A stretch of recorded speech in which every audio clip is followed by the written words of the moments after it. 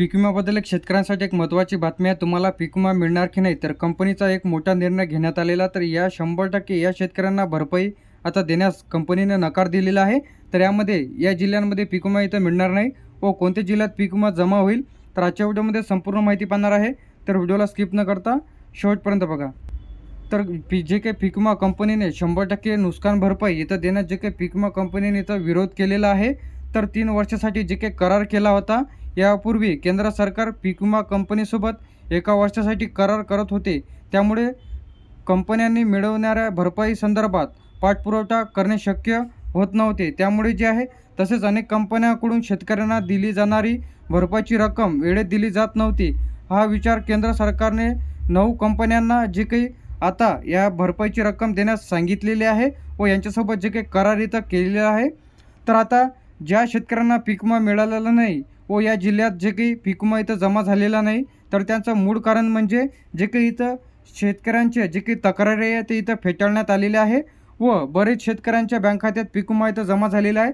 तर मी मागच्या व्हिडिओत लाईव्ह प्रूफ तुम्हाला इथं दाखवण्यात आलेला आहे। तर पीक विमा वाटप जे आहे नगर, छत्रपती संभाजीनगर, अमरावती, अकोला, धाराशिव, भंडारा, धुळे, मुंबई, कोल्हापूर, रत्नागिरी, लातूर, बीड, जालना, परभणी, जळगाव, पुणे, सातारा, सांगली, वेरूळ, त्याच्यानंतर नाशिक, नांदेड, नागपूर, सोलापूर, जे काही वाशिम, यवतमाळ, तर असे जे काही जिल्ह्यांचा यामध्ये समावेश आहे।